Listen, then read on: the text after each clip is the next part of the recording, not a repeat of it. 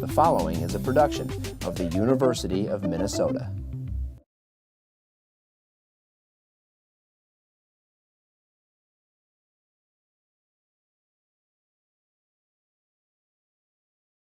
Gridlock. Most urban motorists are all too familiar with the delays and frustrations of stop-and-go, bumper-to-bumper traffic. But congestion has other negative effects besides headaches for commuters and urban planners. Increased pollution, a greater likelihood of crashes, interference with emergency services, and delays and disruptions that have a real impact on the economy.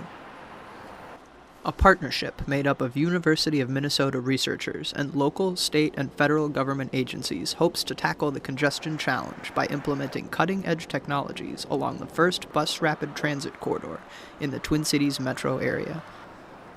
On freeways between Apple Valley and downtown Minneapolis, new express lanes, electronic signage, and 10 futuristic buses are being tested to improve transit times and traffic flow.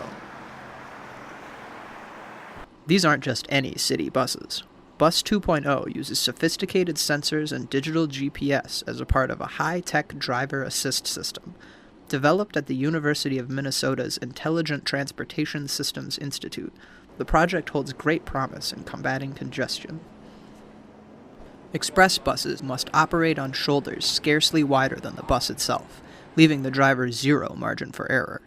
Because adverse weather conditions are common in Minnesota, the stakes are even higher. The problem is that when the weather gets bad and without assistance, a driver is hesitant to use the shoulder because if they get the bus stuck,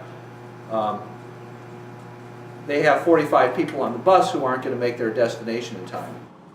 But the Bus 2.0 driver assist system actively works with the driver to keep the vehicle on the straight and narrow. The system assists the driver with two main functions, lane keeping and collision avoidance. The bus is constantly receiving GPS information through its wireless connection, accurate to within 8 centimeters. This information is matched with a digital map and used to help the driver keep his lane.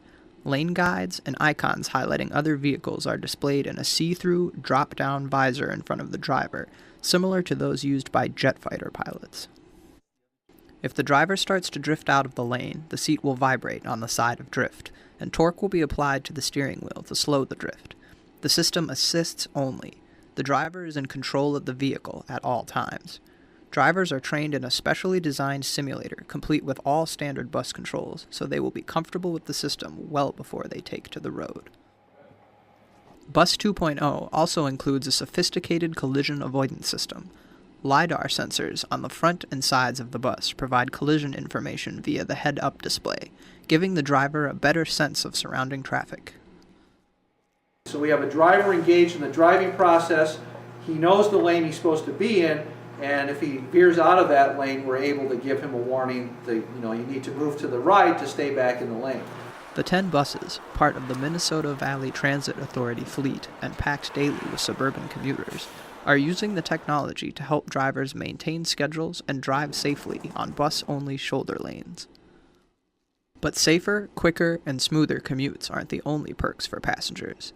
Since the onboard system doesn't use all available bandwidth, riders also can use the wireless connection to check email, surf the web, or catch up on work. Every day, ITS Institute researchers at the University of Minnesota are hard at work using sophisticated, cutting-edge technology and good old-fashioned problem-solving to make traffic flow smoother and safer.